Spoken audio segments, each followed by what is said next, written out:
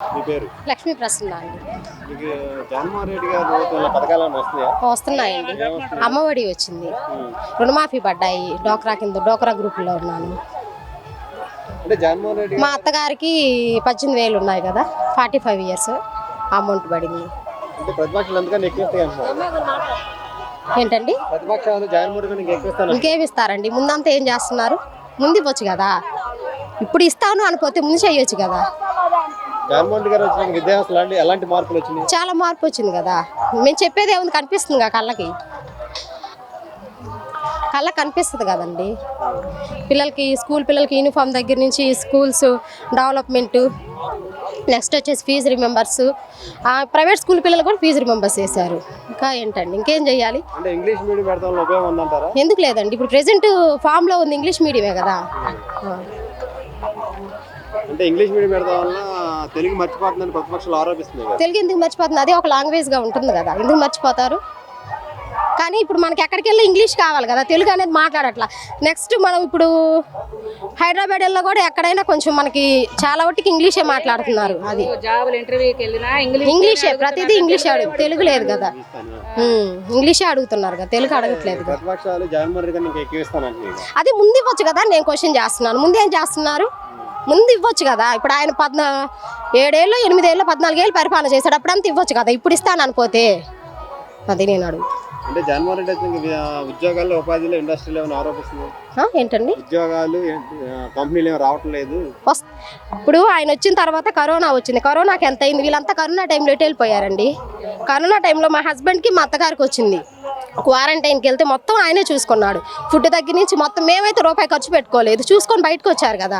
మరి ఏంటి ముందు అసలు కరోనా టైంలో వీళ్ళంతా ఎక్కడికి వెళ్ళారు? ఈ పవన్ కళ్యాణ్, జగన్ అయింది, చంద్రబాబు, లోకేష్ ఇంకా వస్తున్నారు కదా. వీళ్ళంతా ఎక్కడికి వెళ్ళారు కరోనా టైంలో?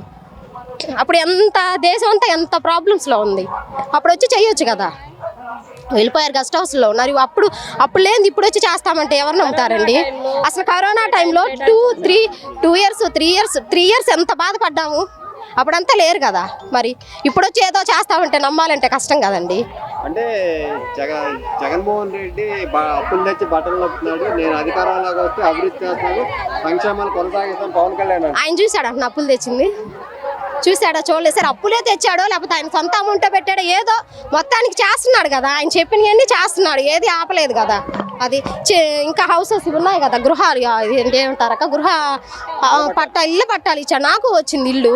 నేను అంటే జగన్మోహన్ రెడ్డి సెంట్ అవుతున్నాడు, మేము అధికారంలోకి వస్తే 2 సెంట్లు ఇస్తాం. అసలు నువ్వు 14 ఏళ్ళు పరిపాలనలో ఉన్నావు, ఏమి ఇచ్చావు? ఆ సెంట్ అప్పుడే ఇవ్వకూడదా? మరి 2 సెంట్లు 10 సెంట్లు అప్పుడు ఇవ్వచ్చు కదా. ఇప్పుడు ఇస్తానంటున్నావు, ముందేం చేస్తున్నావు? 14 ఏళ్ళు పరిపాలనలో ఉన్నావు, ముందేం చేస్తున్నావు? అప్పుడు ఇవ్వచ్చు కదా. ఇప్పుడు ఏదో కొంత అసలు ఇచ్చాడు. ఇల్లు లేని వాళ్ళు గుడిసన్నా వేసుకొని దాంట్లో ఉంటాం కదా, చెట్ల కింద పుట్ల కింద ఉండే బదులు. ఇంకా అది అంటే జగన్మోహన్ రెడ్డి అధికారంలో వచ్చిన ఉద్యోగం లేదు, ఉపాధి లేదు, షర్మిల ఆరోపిస్తుంది. షర్మిల ఆరోపిస్తుంది ఉద్యోగాలు తీసుకున్నట్లే జగన్మోహన్ రెడ్డి. ఎందుకు ఇవ్వట్లేదండి?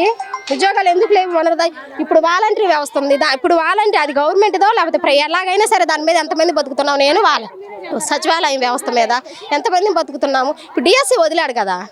అంటే 2 లక్షల డిఎస్సికి 26,000 వదిలాడు, కనవాయని మోసం చేశాడంటుంది. లేదండి, మోసం ఏం చేశాడండి? ఉన్నాయో వదులుతారు. ఇప్పుడు స్కూల్స్లో ఇప్పుడు ఎస్జిటి అయినా స్కూల్ అసిస్టెంట్ అయినా ఉన్నారు. ఇప్పుడు ఖాళీలు ఉంటేనే ఆయన ఇస్తాడు, కానీ లేకుండా ఎక్కువ మందిని తీసుకెళ్ళి పెట్టలేడు కదా. అది జగన్మోహన్ రెడ్డి సింగిల్ గా వస్తున్నారు, ప్రతిపక్షాలను కట్టకట్టుకోవచ్చు. 24 వైపు జనాలు ఎవరి వైపు అంటారు? ఎంతమంది వచ్చినా వచ్చేది మాత్రం మా జగనన్నే. ఇంకొక 10 మంది ఇంకో 30 మంది వచ్చినా వచ్చేది మాత్రం మా జగనన్నే. అది పక్కా. అది చేస్తుంది, కనిపిస్తుంది, కళ్ళ కట్టినట్టు కనిపిస్తుంది ప్రజలకి. ఎవరు ఏ పథకాలు చేస్తుంది ఇన్నాళ్ళ నుంచి. ఇప్పుడు వచ్చి ఆయన 4 ఏళ్ళ పరిపాలనలో ఆయన ఎంత చేసింది? అభివృద్ధి చేశాడా? ఇప్పుడు అభివృద్ధి అంటే పెద్ద పెద్ద బిల్డింగులు కట్టేసి ఇచ్చేయటం కాదండి. ఇప్పుడు ఎంత ఉపయోగపడుతుంది అనేది ఇప్పుడు నెక్స్ట్ ముసలి వాళ్ళకైనా ఆడవాళ్ళకైనా 18,000 డబ్బులు, నెక్స్ట్ వచ్చేసి పింఛన్లు 3,000 ఇస్తున్నాను. ఇందాక బస్సులో ఒక ఆయన ఎక్కుతుంటే నాకు దండం పెడుతున్నాడు, బస్సు ఎక్కాడు. 3 ఏళ్ళు ఇస్తున్నాను మాకు జగను, మేము ఎందుకు ఎక్కడమ్మా బస్సు అని బస్సు ఎక్కాడు. ఇంకేంటండి, ఇంకే ఎంత ఇవ్వాలి? ఇంకా ఏం చెయ్యాలి? డెవలప్మెంట్ అంటే పెద్ద పెద్ద బిల్డింగులు కట్టేసి నేను ఏదో అన్నాడు. హైదరాబాద్లో హైటెక్ సిటీ కట్టారు, ఏది మాకేం ఉపయోగపడట్లేదు. హైటెక్ సిటీ ఉపయోగపడే వాళ్ళకి ఉపయోగపడుతుంది, మాకైతే కనిపించట్లా. ఆ 3 ఏళ్ళైనా ఉపయోగపడుతుంది. అప్పుడు చేసి అక్కడికి వాళ్ళ చేతిలో పెట్టి ఇచ్చేసాడు, మాకేం చేసినట్టయితే మాకైతే కనిపించట్లేదు. లోకల్ ఎమ్మెల్యే బాలినేని శ్రీనివాస్ గారి పనితీరు ఎలా ఉంది? శ్రీనివాస్ గారి పనితీరు బాలినేని శ్రీనివాస్ బాగుందండి. 2024 మళ్ళీ ఆయన గెలిపిస్తారు మీరు అందరూ? గెలిపిస్తాము, మళ్ళీ జగన్మోహన్ రెడ్డి రావాలని మీరు అందరూ రావాలని ఖచ్చితంగా కోరుకుంటున్నాం. జగన్మోహన్ రెడ్డి అధికారంలో వచ్చినాక ఈ రాష్ట్రంలో అసలు విద్యా వ్యవస్థ సర్వనాశనం చేసేది ప్రతిపక్షాలు రోజు ఎవడండి అనింది? ఎవరన్నారు విద్యా వ్యవస్థని సర్వనాశనం చేసే అన్న నా కొడుకు ఎవరు? విద్యా సంస్థలు ఎంత మెరుగుపడ్డాయో, పిల్లలు ఎంత అభివృద్ధి చెందారో, పిల్లలు ఇంగ్లీష్ మీడియంలో ఎట్ట మాట్లాడుతున్నారో పెద్ద పెద్ద వాళ్ళ ముందు చూడటం లేదా? జనం చూస్తున్నారుగా. ఎందుకు ఈ పనికిరాని ఈ మాటలు, ఈ మాట్లాడటము? ఇప్పుడు మాకు ఓటేయండి, మేము ఇది చేస్తామని చెప్పి వేయించుకొని గెలవండి, అది ఎవరో వద్దనరు. కానీ జగన్ ఇది చేయలేదు, జగన్ సంగతి ఎందుకండి? మీరు చేయండి, జగన్ చేయట్లా, మీరు చేయండి. అయితే మీరు అన్ని సంవత్సరాల పరిపాలన ఉన్నారు, మీరు చేయండి.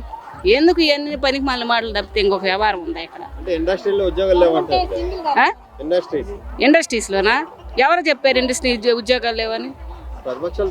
ప్రతిపక్షాలు అయినా చెప్తాయి. ప్రతిపక్షాలు ఎంతసేపటికి అయినా చెబుతాయి. ఇప్పుడు చేసిన అభివృద్ధి అనేది కళ్ళ ముందు కనపడ్డోడు ఓటేస్తాడు, కళ్ళ ముందు కనపడినోడు వేసుకోడు. అది జగన్ అన్ననే అతను ప్రతి ఇంట్లో ఏం మంచి చేశాడని ఆలోచించుకునేవాడు ఖచ్చితంగా వేస్తాడు. ఆలోచన లేనోడు ఇచ్చినా తీసుకున్న ఆలోచన లేనోడు వేయడు. అంటే జగన్మోహన్ రెడ్డి ఓన్లీ అప్పు తెచ్చి బటన్ నొక్కుతున్నాడు, అదే మాకు అధికారం ఇస్తే పోనీ అండి, అప్పు తెచ్చి అన్న బటన్ నొక్కుతున్నాడు. అవతల అప్పులు తెచ్చి కూడా నొక్కలేదు కదా. అది అప్పు తెచ్చన్న నొక్కుతున్నాడుగా, అప్పులు తీసుకొచ్చన్న జనాన్ని ముఖాన్ని పెడుతున్నాడుగా. అవతల వాళ్ళు అప్పులు తెచ్చి కూడా ఇవ్వలేదుగా. ఈసారి అధికారం తెస్తామంటున్నారు. ఈసారి ఫస్ట్ ఏం చెప్పండి? ఇన్ని సంవత్సరాలు పరిపాలించాడు చంద్రబాబు నాయుడు గారు.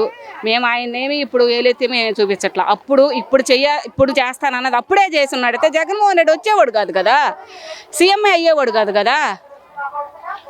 మరి ప్రజలే ఏదైనా తీర్పు అనేది ప్రజల చేతుల్లో ఉంది.